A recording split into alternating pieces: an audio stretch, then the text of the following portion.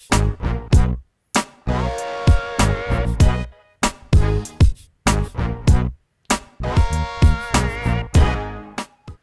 and welcome to the show. I'm glad you're with us here this Sunday. I have to say one thing.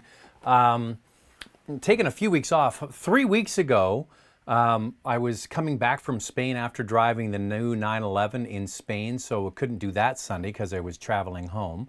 The following Sunday was Super Bowl Sunday, and I didn't think anybody would be watching. As it turns out, after seeing that game, maybe a few people would have tuned in because the game wasn't that great. And then here's an honest one for you. Last Sunday, I was hungover. A lot of drinking on the Saturday night, and I was on the sofa sleeping, and I forgot. So I was pretty hungover. So sorry about that. So the last 3 weeks, we got some catching up to do, friends, and I hope that you have some questions. Just want to remind you that, yeah, I'd love for you to sign up and follow along at Instagram, Motormouth. If you go and search Motormouth_auto, I'm going to be going to the new Honda Passport event next week in Quebec, so we'll have some pictures on that. Facebook is actually a good little community we got going there. Post interesting articles about the industry, some stupid videos, things like that, but that seems to be quite popular. So if you're on Facebook, search up Motormouth and like the page, and then you can be part of all of the posts that we get.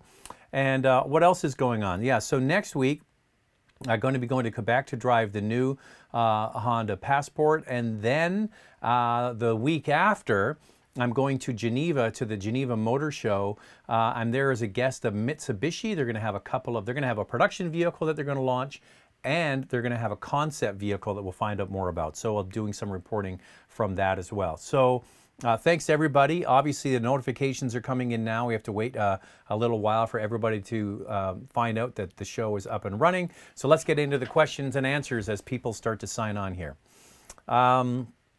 Hi, Zach. We just had our first baby. Congratulations. My wife needs an SUV and she thinks about a Tesla Model X or Cayenne. Which one would you think is good for mom? I think they're probably both fine. You know, if you're a regular viewer of this channel, but this live chat, I'm not exactly a huge, I'm not enamored with Tesla's quality of their vehicles. And I think that for what you're spending for a Model X is you can buy a lot of other products. Like, they're really expensive. And if you're in that price category, the world is your oyster.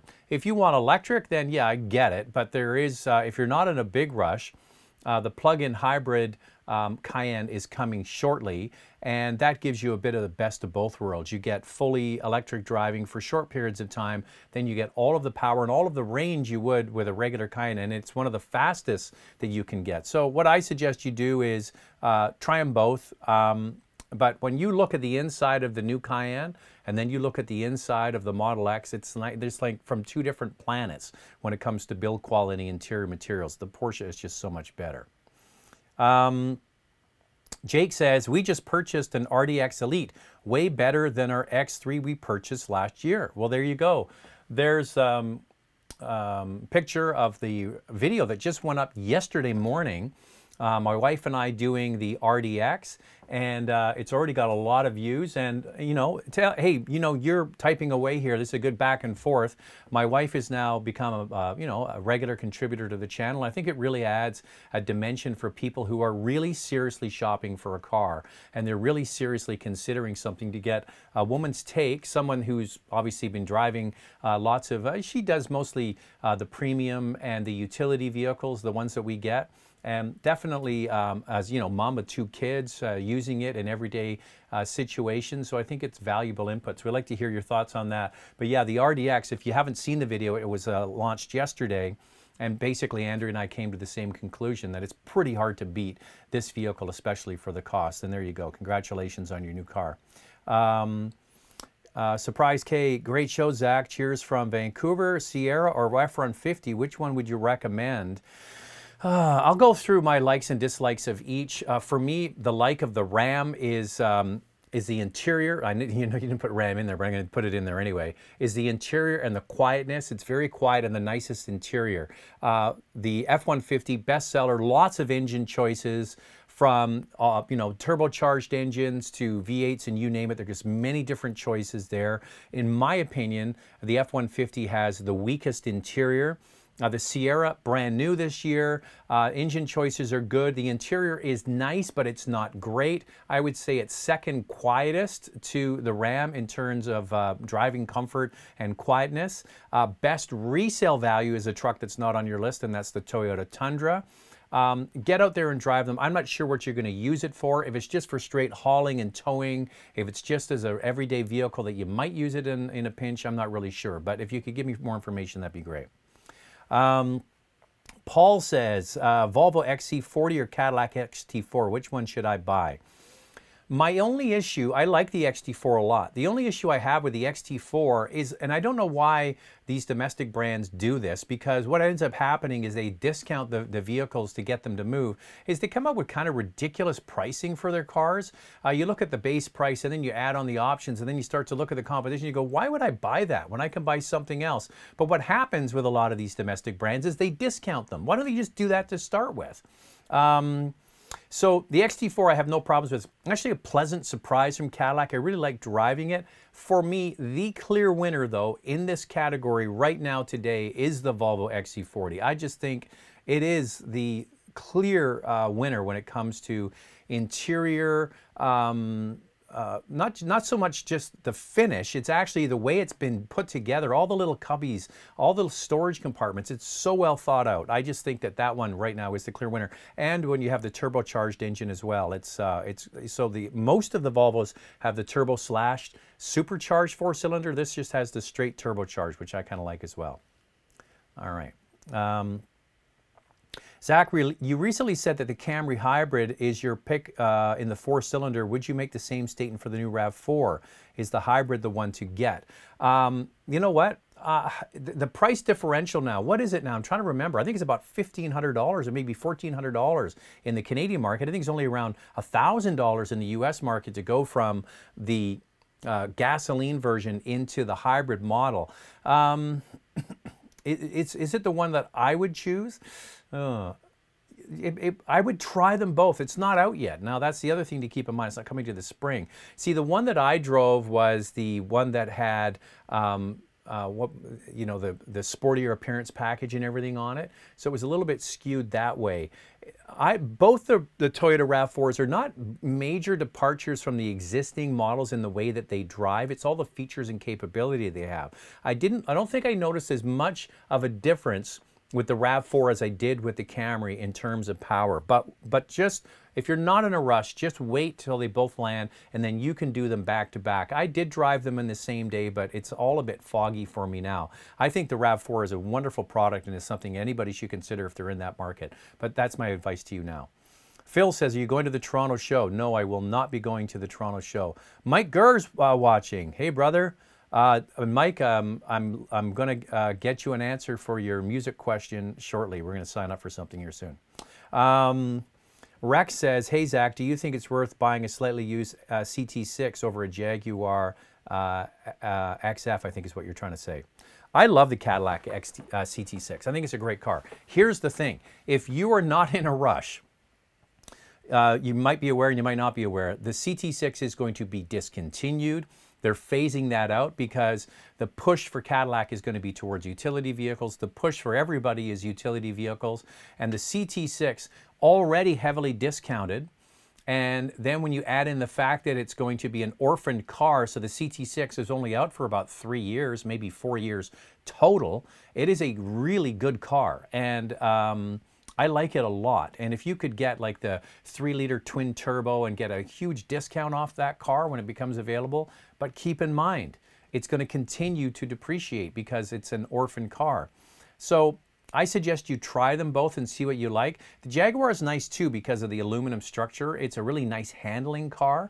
But yeah, the CT6, there's going to be some great excuse me, deals For all of these cars that are being discontinued, whether it's the Chevy Cruze or the CT6 or the Ford Focus or the Fiesta or any of these brands that are getting out of the car space, these are going to be some cars that you're going to be able to pick up, like a Buick LaCrosse. Who buys a Buick LaCrosse now? Who's going to want one when it's sitting on the dealer's lot and there's not going to be another one? I tell you what, there's going to be some screaming deals out there. So if you're in this position, this is kind of the way I would look at it. If you could buy a car heavily, heavily discounted and then keep it long term, it kind of owes you nothing, which brings in Car Cost Canada, a major sponsor of the channel. This is where you go and you sign up and you basically do the search, because you could be looking at a CT6 and thinking, oh, I'm getting a screaming deal. They're giving me $20,000 off the car. There might be even more money on the hood. There might be secret incentives and rebates and discounts back to the dealer and any kind of specials that they have, like a first-time GM buyer, stuff like that.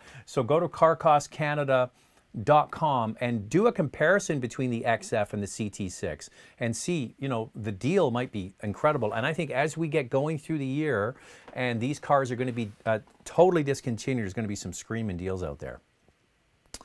Robert says Toyota RAV4 versus CX5 versus CRV. I think the CRV is kind of like the Swiss Army knife of utilities. It does everything really quite well, but nothing great. I'm not a huge fan of the 1.5 liter turbo in that vehicle. The CX5 with the turbo is head and shoulders of everything else in its category. But what you have to think about with the RAV4 is it's just a little bit bigger. Same thing with the CRV. That's the only knock against the CX5, is that the CX5 is just that little bit smaller that, you know, if you need the space, then you might want to look at other vehicles. Another one that you should definitely throw in there is the new Forester. It's amazingly utility vehicle when you put them together. You see them all side by side. It's got lots of great features. So CX5, if you can get the top GT, or what's it called? What's the top one called? Signature, I believe, with the turbo 4-cylinder engine. That's the one I would choose. If you need the space, I would look at the RAV4 and the CRV, and the Forester as well. But the RAV4, as an overall purchase decision, when you factor in depreciation and resale value, is a great choice. The Martian one says, hey Zach, when are you reviewing the Mazda 3 and what do you think of it? A fully spec model is almost $40K after tax in Canada.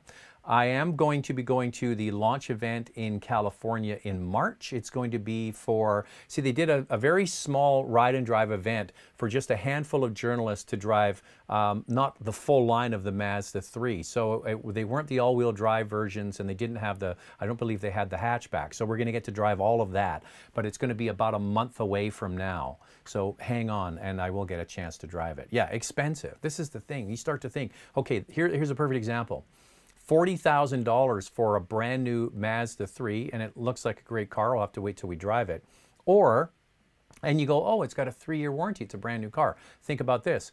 You buy a 2-year off-lease premium vehicle, like say an Audi A4, and it's a certified pre-owned vehicle that has an additional 2 years of warranty. So you buy the car that's 2 years old, and you can buy it or lease it, easily get one for 40 or even less, and it's still got 4 years of warranty. So this is the problem when you start getting these sort of mainline cars being so expensive.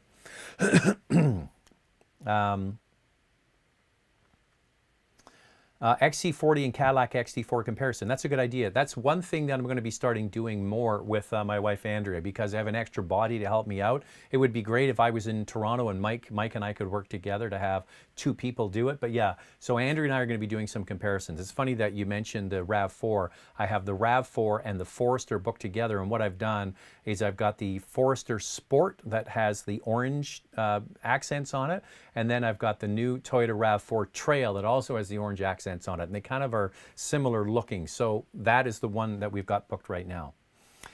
Mac Daddy says, is it me or is Mercedes updating their interiors on their SUV too late? No, I don't think so.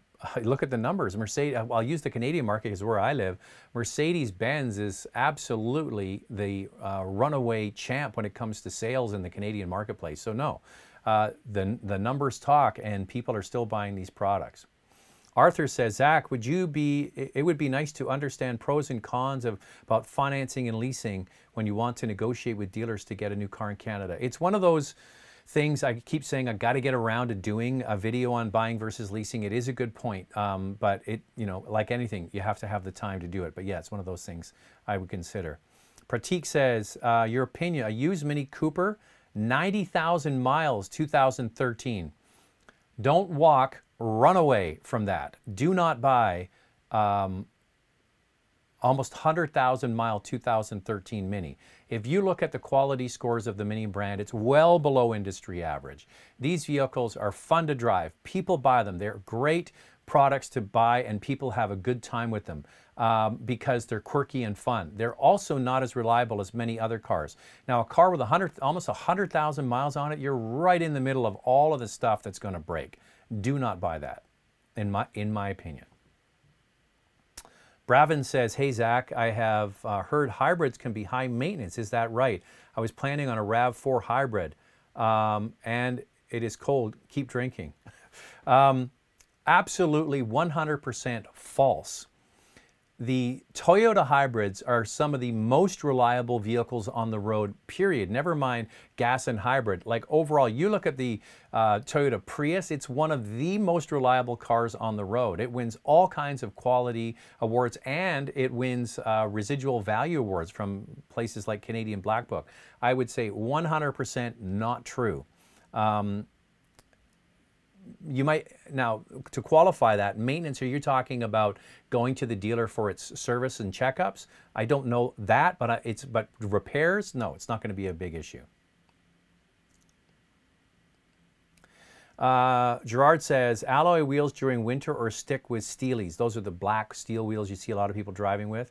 It really depends on where you live. If you're in an area with a lot of salt and you really are, you know, if you can go and buy places like Craigslist and Kijiji, you can pick up used alloy wheels, original equipment manufacturer. Like if you've got a Toyota and you want to buy Toyota wheels, there's usually lots of them for sale on places like Kijiji and Craigslist, and then you put winter wheels. So that's one thing to do, but if you're worried about them getting a lot of salt and getting wrecked, just go with the steel wheels. And sometimes some of the hubcaps are getting much, much better if you want to put hubcaps on as well. Joel says, great work, keep it up. Between the 19 RAV4 Limited versus the 19 CRV Touring, which one would you choose and why? I think that for me right now, the RAV4 is probably one of the best overall products on the market because of Toyota's reliability, its resale value, bulletproof cars, much better interior now. Oh, by the way, I forgot to mention this at the beginning. I'll get back to your question in a moment. Just before I forget, it's been announced. Toyota is adding Android Auto to their head units. It was announced for, was it 4Runner or Tacoma? Yeah, the new Tacoma that's getting a facelift this year. They announced that they have Android Auto in their head units now. Big complaint for Toyota. It took so long to put Apple CarPlay in, just a year ago in Avalon. Now they've announced it for Tacoma, which means that that will be spreading through the industry. So hopefully, it's going to be reverse compatible, meaning if they can add it to the head unit in that Tacoma, hopefully if you bought, say, a new RAV4, it could be put in. If that's your thing, if you really want to choose that based on the head unit and how you can use it. Okay, so RAV4 is newest, right? CRV's been out for, when did it come out? 2-3 years ago now? So I just like the naturally aspirated engine over the turbocharged engine. I like the 8-speed automatic over a continuously variable transmission. I think that it's a bit of a tie when it comes to interior fit and finish. Yeah, so that's the one I would choose and why. And there have been issues with the CRV engine popping up with some issues. So that's one thing to consider. Mike chimed back into the comments. He says, Arthur, I'm buying a new car this summer. What he's going to be doing, and I wanted to mention it too, is his next car video series. He's going to be looking at all different things when it comes to his car. And he says here, full transparency around pricing and negotiating, and he should expect to have his new vehicle chosen by midsummer. So Mike's going to be looking at several new vehicles with his fiance, and they're going to be comparing what they like and don't like. Some of the vehicles, from what I remember, are the RAV4, the CX-5. I'm trying to remember what the last one was, and he's going to do them and then nail down which one he gets. So look for that series coming in the spring. Hey, Zach, would you get a Golf or a Civic hatchback? The Golf has changed to a 1.4 liter turbocharged engine. They used to have the 1.8 in there. The horsepower is down. It's 170 horsepower, and the torque was just around 200, I believe. And now it's down around 180 for the torque. Now, here's the thing. That's the same engine that's used in Jetta. And don't knock it till you try it, okay? That is a really good engine. And surprisingly fun to drive, especially if you get it with a manual transmission. That's one of the things about the Civic. If you're going for an automatic, the Civic comes with a CVT, where the Golf comes with a Tiptronic transmission, not the dual clutch. You have to get the Sportwagon all-track, or you have to go to the GTI or higher in order to get the dual clutch. So that's a differentiator between the two. I suggest you go and drive them. These cars are readily available at the dealer. Civic hatchback can be purchased in some sportier looking trims, but then again, so can Golf if you want to stretch for a GTI. I've been a big fan of the Golf. The practicality of the shape is second to none. It does come, you know, fairly well equipped. I had one last year that I said, would it be a good first sort of new car to buy? And it was nicely equipped for around 24, 25 grand. Michael Park says, what are your thoughts on the new A-Class? Good, bad? I'll wait until there is more feedback. I actually just been emailing Mercedes-Benz Canada about when that car's coming. They have a big change here on the West Coast.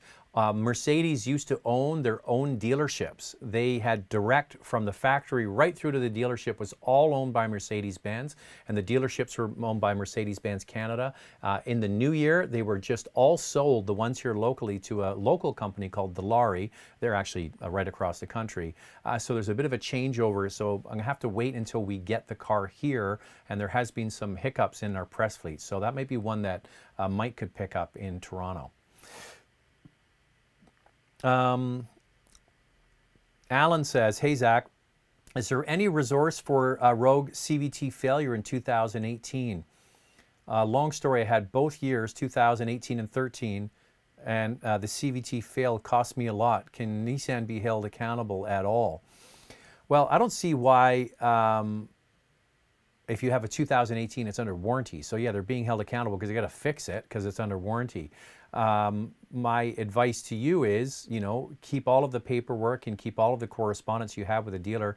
Always, if you're frustrated with the experience, open a file with the head office, call their customer service line, not the dealer, not the local, go right to head office. In this case, if it's in Canada, it would be, you know, Nissan Canada, and open a file with them.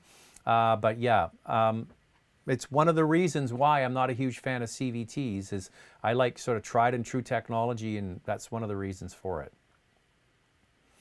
Mark Liu, new Golf R or Audi S3?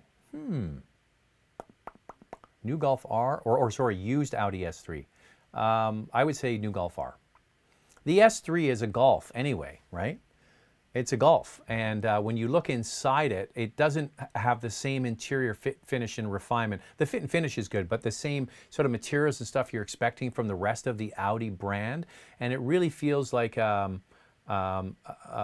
cut-rate Audi in some ways. So if you were getting a new car, like you're saying, maybe back to my comparison earlier, is get one that's used and buy it CPO'd and get the longer warranty. But the good news is if you buy a Golf, Volkswagen has a 4-year warranty in the Canadian market. So I would get a new Golf R. I think the resale is going to be really good on those cars too. So you could buy it and drive it for a few years and sell it, and you're going to get a lot of the money back. Hey, I watched your CX-5 review. I ended up buying the 2.5 liter non-turbo. Can I hear your thoughts about the turbo versus non-turbo? Well, one of the things that's really nice that Mazda has done is they ditched the 2 liter base Skyactiv engine. Now the 2.5 liter non-turbo Skyactiv engine is the base engine, and it was the engine to get up until the new turbo came out. So yeah, there's definitely a case to be made for having simplicity. And if you're worried about things like failure for more complex features in a car like a turbocharger or a CVT, getting the 2.5 liter Skyactiv engine was the engine to get until this year. So yeah, good for you. There's absolutely nothing wrong with it. And I drove it last year and I thoroughly enjoyed it. It's just that little bit extra if you want more power. And the thing is, with the turbo is it makes the CX-5 really feel like a premium car, because on power, if you put premium gas in the CX-5 turbo, it has almost exactly the same horsepower as vehicles like the X3 and the Q4. Exactly the same output, around 250 horsepower. So it's really competing then with premium products. And that's what it feels like when you drive it. You get in it, you drive it, and you're like, oh, this feels to me like I'm driving a premium brand and I'm getting away with it. But the non-turbo version is a good car. Don't worry, it's a good product. You're doing just fine. All right, my thing is jumping around again. Paul's basically asking the same thing. Do you think the CX-5 is competing with entry-level luxury? Yes. I would go and watch the video Andrew and I did together. It's basically what we said. I'm thinking of buying a used Crosstrek. Manual transmission is a better choice. I don't think the CVT will last 250,000 kilometers. I bought a chalet up north. I live in Quebec. Sorry, I'm French. Don't apologize for being French. I love going to Quebec. I'm going to be there next week, and we're flying into Montreal. We're going up to Mont Tremblant and staying at some fancy hotel, I think, and we're going to be driving around there with a new Honda Passport, so that's going to be fun. Yeah, and if you're a long-term buyer, these are sorts of things that you want to keep in mind. So if you're somebody that flips out of your car every few years, or you lease it for 2 or 3 years, what does it really matter? But if you're like Danielle here and keep the car long term, and you want to put 250,000 kilometers on it, there you go. Crosstrek manual. I did hear, is that a rumor that that's going away too? I hope not, because Forester manual's gone. Pierre Lambert says, hey, Zach, I forgot your watch site. Yeah, it's Watch This. Watch This is the YouTube channel. And after this is done, I will put the link in the description below once it's posted after the live event. Watch This. Do a search for that. Could you please do a recommendation between the RAV4 and the Honda Passport? Well, I haven't driven the Passport. It's coming next week, so stay tuned for that. 2019 Mini Clubman S or a new Jetta GLI coming out in the spring? Well, they're totally different. One is a sedan, the other one is not. You know, one is much smaller. The GLI is a big car. It's got 220 horsepower, I think. I think is what the GLI is going to have. So yeah, independent rear suspension. So GLI will have independent rear suspension, where the rest of the Jetta family will not. I'm wondering if they're going to do the same thing they did with the last Jetta. First few years come out with the torsion beam rear suspension, and then add in independent rear suspension partway through to get people excited about the car again. I wonder if they're going to do that. But same thing, haven't driven the GLI. It is based on the same MQB platform as the GTI. They're built in the same factory. No, they're not built in the same factory. Yeah, they are built in the same factory. And so, yeah, I have to wait to drive that one. But yeah, you're talking about apples and oranges here. And Daniel says, thinking about buying the Crosstrek because of the height of the vehicle. That's one of the nice things about Subaru, is all of their vehicles have 220 millimeters of ground clearance. All right.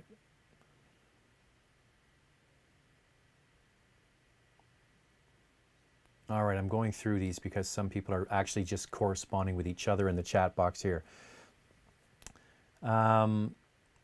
Kia Canada, did Kia Canada axe the K900? It's available in the States, but it's not on the kia.ca website. I think I read somewhere that they sold like 2 or 3 of those cars. So if it's off the website, probably a pretty good chance it's gone. Now, on the Genesis side, based on a similar platform, they actually showcased the new G90 in Montreal at the Montreal show in January. So obviously on the Genesis side, they're committed to that car. The K900, there you go. Maybe they've pulled the pin on it. I haven't heard anything. Because you know why? If a tree falls in the forest, does anybody hear it? If Kia gets rid of the K900, does anybody care? I mean, honestly, they literally sold less than like 5 cars last year. So I don't think I would keep it in the lineup. What's your take on the Jeep Wrangler in terms of reliability? Well, here's an interesting thing is was it last week or so, J.D. Power came out with their dependability study, and FCA products really took it on the chin as some of the least reliable. But that doesn't really mean that it's just around mechanical stuff. Sometimes it's things like infotainment systems and Bluetooth compatibility and all those sorts of things.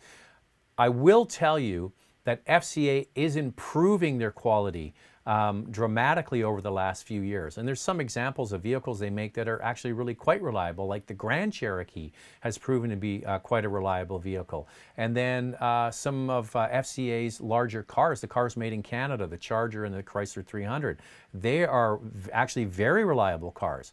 So the Jeep Wrangler in terms of reliability as a brand isn't as strong.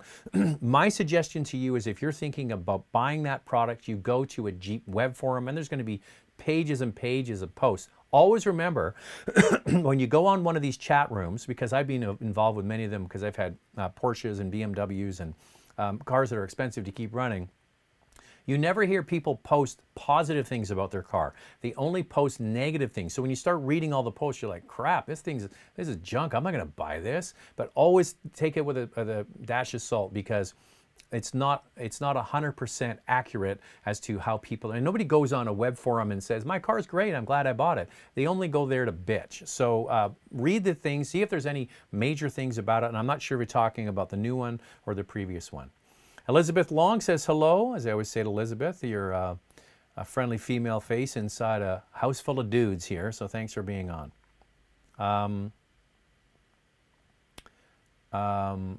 Dr. JBN, the RS3 or the Tesla 3P, the performance mode. Is it just me, or a Tesla car is ugly? They just do nothing for me. I don't look at one and go, oh, wow. And I certainly don't see that on the inside. And I don't want to do everything through a big, giant eyeball looking at me all the time. Now, I did say that the Audi A3 is sort of like their interior isn't as nice as other Audi products. But with the RS3, you have to just look past that, because what you've got under the hood is a 5-cylinder hot rod. It is probably one of the best bang for buck, 400 horsepower. That is a baller car. So, and then the other thing is that how many RS3s do you ever see out on the road? So that is a pretty cool car. And I think, if you want to go on a long trip somewhere and drive it for a long period of time, you don't have to worry about it. I don't know. Are you really? I don't know. Tesla design doesn't do anything for me. I have people I have discussions with who are colleagues, auto journalists, and they think the exact opposite. It's the best car ever made. And I just look at it and I go, it looks cheap to me. That's just the way I think of it. What are your thoughts on the G70 versus Audi S4, looking at a new G70 versus a one-year-old S4? Well, that's an interesting comparison there. So the G70, what's the horsepower? Yeah, they're right around the same amount. It's 365 for the Genesis, and it's 354, I believe, for the S4, off the top of my head. I think that the G70 is a better overall car for your money. You get a lot of car for your money. I've driven the car. I absolutely loved it. Mike had it out recently. His review's on the channel, so go and watch that one. There's also another video I did when the car first came out. I just think that that is an interesting proposition. So right around 57 loaded in the marketplace. Audi S4 is a really special car though, but I don't think that in the handling department, the Audi is going to have a leg up on the G70. That's a really good comparison. That would be a good one to do, actually. But then it comes down to finances and how much they cost, and if you're going to lease them, what kind of deal you get. Often, the decision, I'm looking at A and I'm looking at B. Often the decision is made based on how much it costs, and that might be the case with you.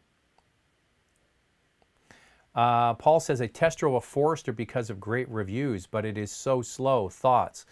Subaru is not a brand that's looking to sell hot rods. Subaru is a brand that's looking to sell practical vehicles with great resale value, advanced safety features, and good fuel economy. That's one of the main knocks against Crosstrek. Crosstrek is not a fast car in any way, but boy, it's great on gas. So that's the trade-off. And you know what? They can't make enough of them. Forester is another vehicle. I was at the dealer recently talking to the general sales manager, and I said, when you get a Forester on trade, how long does it sit on the lot? He goes, there's usually a list of people that want it. They just come in and they go out. So yeah, that if your whole motivation is to buy a Forester for speed, then that isn't the right product for you. Unfortunately, they got rid of the turbo, the XT, which was actually quite dynamic to drive.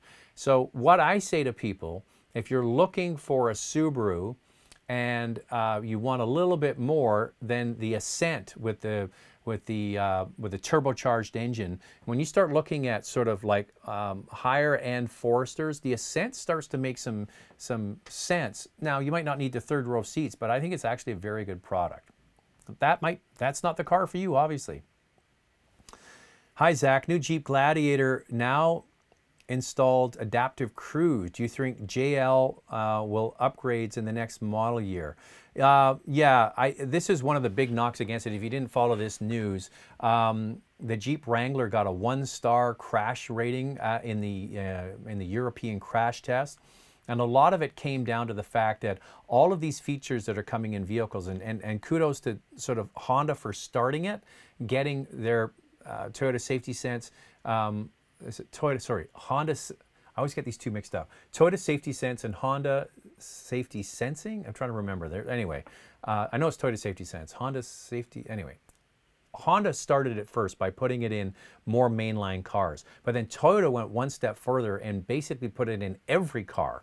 So now when people are doing crash tests and reviewing them, and they're comparing cars that have everything in it, forward collision warning, autonomous braking, lane keep assist, auto high beams, all of that kind of stuff that's in those kinds of packages, and then you get a vehicle like a Wrangler, and I totally understand why FCA did this. The Jeep is a purpose-built vehicle to do things like go off-road, and those are sorts of features that you might not want in an off-road vehicle.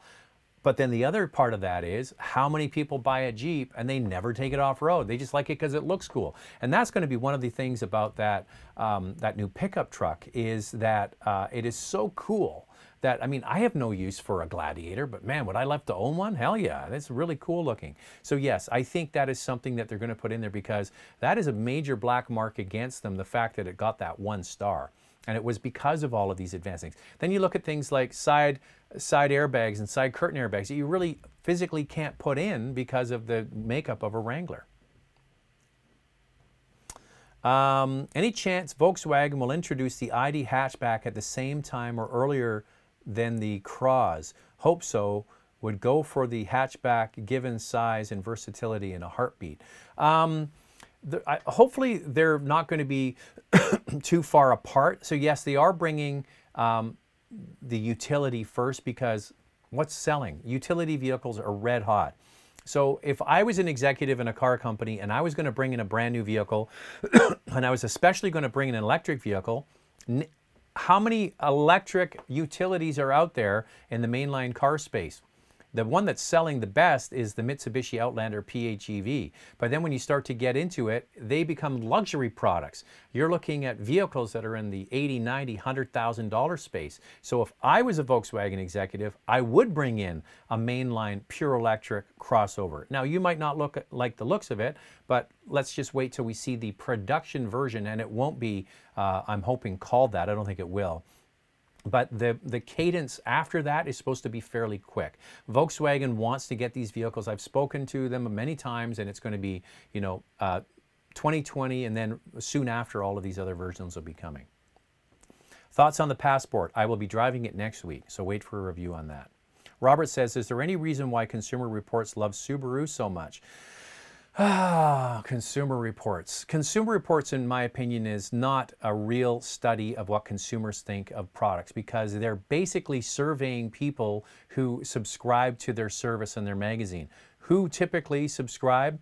Older conservative men. That's not a good cross-section of what the buying public. It isn't. And then I really believe that I think the people that do their tests are really biased towards you know, certain brands. I really do. Like, you look at the actual JD Power numbers for quality, and then you look at Consumer Reports, and they could be so far off. It's not like when has for example, Consumer Reports ever given any kind of performance car outside of a Tesla, a performance car, one of their best recommendations? You know, like Porsche wins initial quality and dependability studies all the time. They also win resale value awards all the time. They never list those vehicles as some top picks, but you know, you put a Prius under their nose and they fall all over themselves.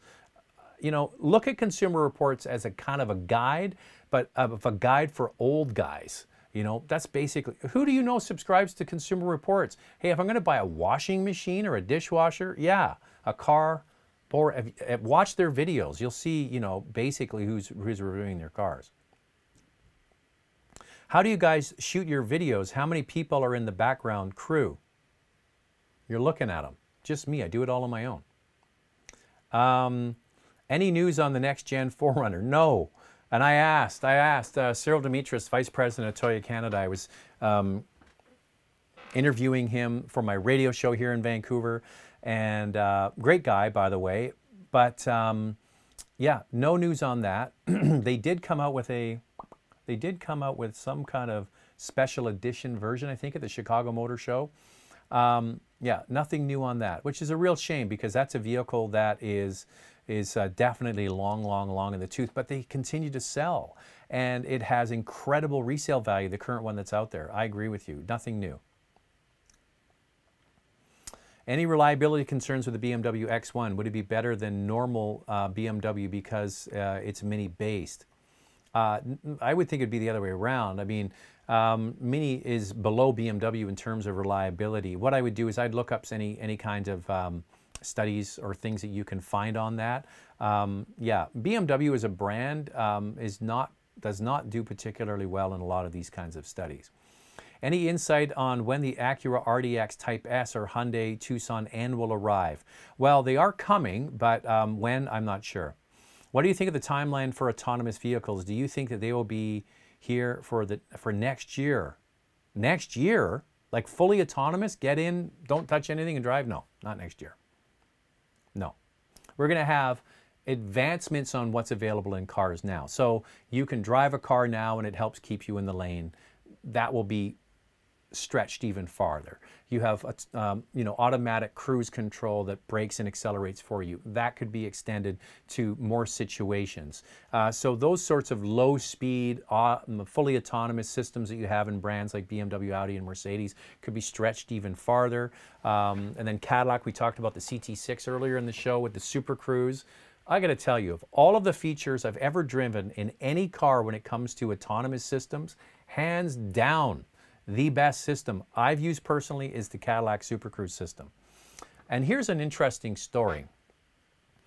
A lot has been written and talked about with General Motors closing their Oshawa assembly plant in the Canadian market. Now, you have to remember also, GM is closing 3 plants in the United States, but this is the last GM assembly plant in Canada, Oshawa Assembly.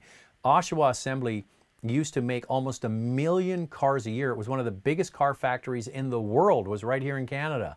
And now they're down to 100,000 cars, and at the end of 2019, they're going to close it. The part of the story that isn't being told, and I think this is General Motors' fault, is that they have a tech center, I believe it's in Markham. They're on the hunt to hire 1,000 engineers. Canada's going to be taking the lead for autonomous vehicles, for stage 2 autonomous vehicles in the world is going to be Canada. Same thing for all kinds of new technology. So General Motors is a brand you should keep an eye on when it comes to electrification and when it comes to autonomous. Now, don't roll your eyes and say, oh yeah, but the Bolt hasn't been a great seller and they stopped selling the Volt. This is just the beginning. You got to look at this, it's a marathon, not a sprint. And that's why when you get brands like Tesla who have done very well out of the gate, that's the tortoise and the hare. You know, these other companies have plenty of money to be able to put into research and development, and they have some great technology, so let's wait and see what happens. But that part of the story in the Canadian market about what General Motors is doing, I don't think has been told, and it certainly hasn't been told loudly enough. We have a 17 Rogue. The nav is awful. It's a good 5 to 10 years behind the roads in Calgary. Is Nissan known for being behind the times? The number one issue I have with Nissan and Infiniti products is the head units in their cars are ancient. Even the pixels, like the resolution of the screen, you put it put it in reverse, and the backup camera comes on. It's like, hello, 2003. It's not good. They have to come up with new head units for their products yesterday. Yes, you're right. They are way behind the times. Josh, nice to hear from you, Josh. Hey, Zach, I heard from our dealer that Volvo is pulling the V90 wagon and Crosstrek from the Canadian because they've sold almost none. A shame. I don't think so. No. Hey, listen, they just had an event in Sweden to drive the new V60 cross country. I don't think that's true at all. Here's the thing. Remember, if you follow along on Facebook, which I suggest you do, type into Facebook if you're on there and like Motormouth page. I put an article out about how station wagons sales are actually going up again. So no, I would say maybe the V90, but not the cross country. Any news on Audi bringing the A3 hatchback to Canada? Were the sales that bad for them to remove it from our market? No, I think the hatchback sales were fine. No, I don't think it was anything to do with that. It's just that they decided they probably sell more with the sedan. That's about it. They could bring it back. We'll have to wait and see. First, they got to bring out a new Golf. And then the Audi A3 will come after that because they have been based on the same platform historically, and I would guess they would be in the future. Zach, I think Mazda are making some really great cars, but it seems like the resale values for Mazda is still not comparable to Toyota and Honda. Any thoughts? It takes decades to build brand loyalty and reliability and retained value. It takes so much effort for these brands to move the needle when it comes to that. A big part of that is leasing and guaranteeing residual values at the end of those leases is a big part of retained value in the marketplace. And changes that you make to your company today can take years to ripple through. So yes, today the residual values maybe are not as high as those other two brands, but if they keep doing what they're doing and coming out with good cars, and if they prove to be reliable, the resale value will start to come up. And if people see value in buying their cars, the retained value will come up. The issue that they have had is that they really haven't moved the needle in terms of sales. You're looking at these, like Toyota now is the third best-selling car company in Canada.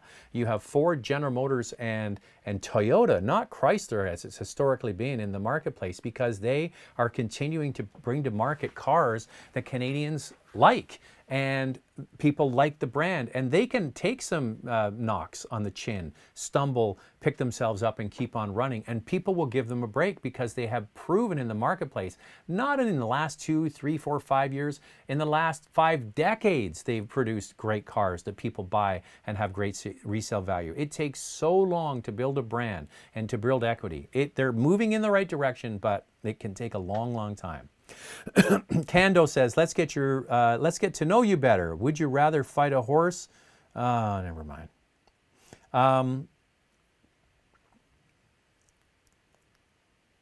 Sorry guys, I'm just jumping around here. The goofy joke threw me off.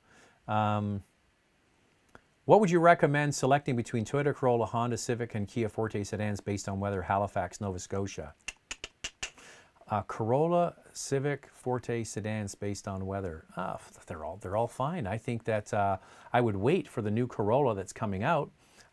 If you have a look at the Corolla hatchback, that's a nice car. I think they did a very good job with that. And it's going to have, with the continuously variable transmission, the mechanical first gear, which makes a big, big difference.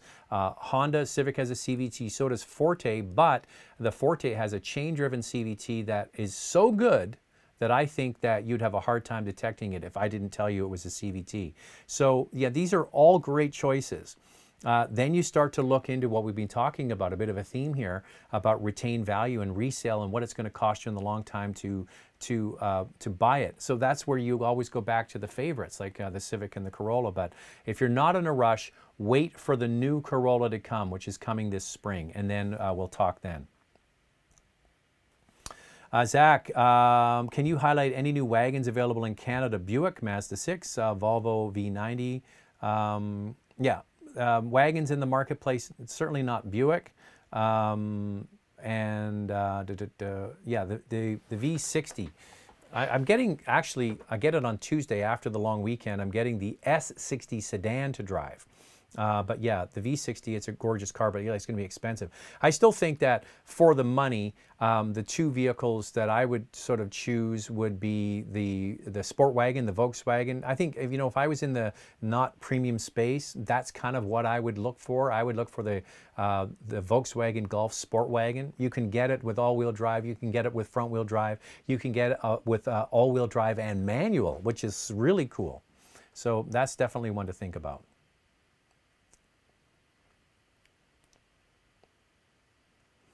Ivan says, what do you think about the new Mazda infotainment system? Now, I urge you to watch the video that Andrea and I did of the CX-5 with the turbo. The biggest complaint I had was the head unit. It could take up to 20 to 30 seconds for it to actually come to life. And this is really annoying because you say, well, that's a first world problem. But you start the car, excuse me, and you put the car into reverse. The camera doesn't come on because the wheel is still spinning, waiting for the head unit to start up. Now, hopefully, they can fix this with some kind of patch. I'm not sure. Once it's going, it's fine. It's okay. It's not great. It's nothing spectacular. But yeah, that for me, would it be a deal breaker? Would it be a deal breaker? Would sure as hell be annoying. But yeah, I don't think it would be a total deal breaker. You get to sort of learn the quirks of things, but it is something to consider for sure. What is your next car going to be if you get one? Probably my next car is going to be a Boxster S. But no changes for the family vehicle because we just got a new car. Just as be a year ago in March. Best midsize SUV that does not have a CVT. I have a Rogue now, but need an upgrade soon. I would say it's the Toyota RAV4. I've got two kids, rear-facing seats, 2013 Passat. Do any newer vehicles have as big a back seat? I don't think so. You're going to look long and hard before you find something that's that roomy. You know, you could upgrade to get a newer Passat, and that's the one thing about that car is absolutely limo-like in the back seat. It's interesting. When my oldest son was born, we had a BMW 740iL, a 7 Series, but the long one, the limo one.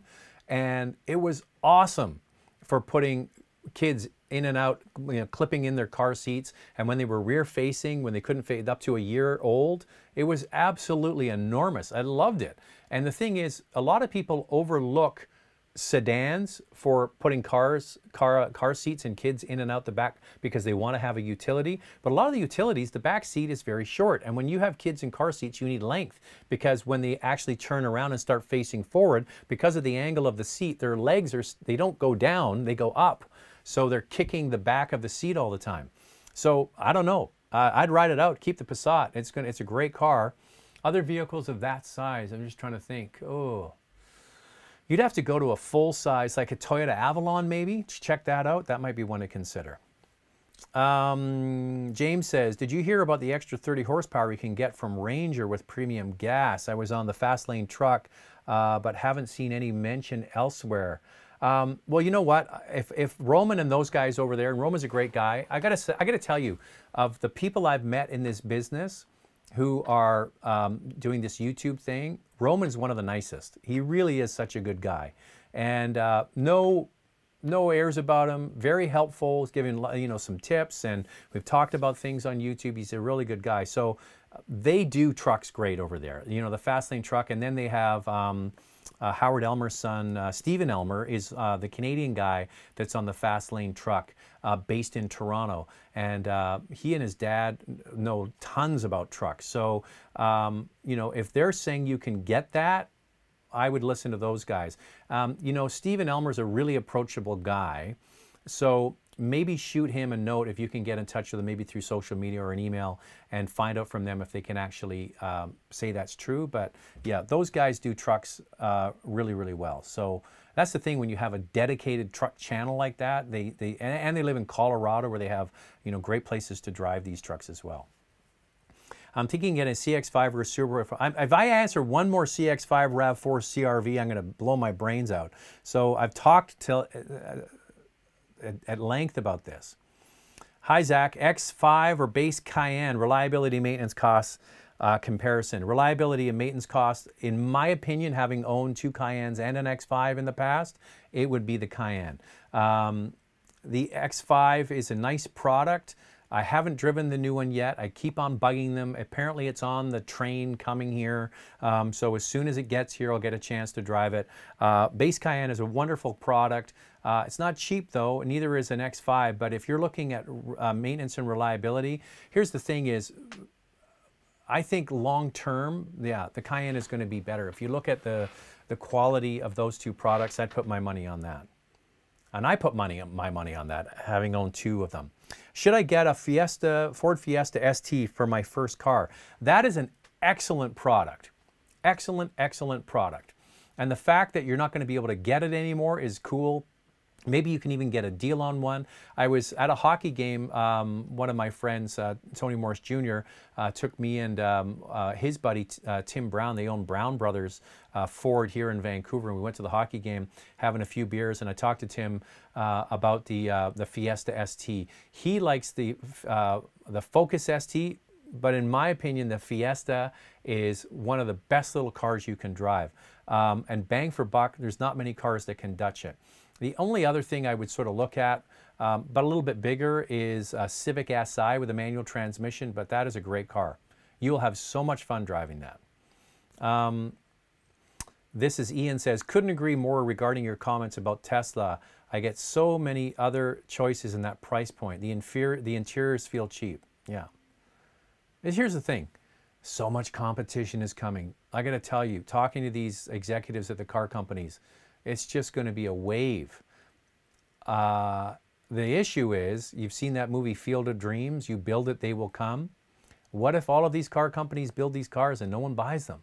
Like, there's a lot of stories I've read about all of the back order of people who wanted Teslas. They're kind of run through it, which is now why they've started shipping to China and to Europe.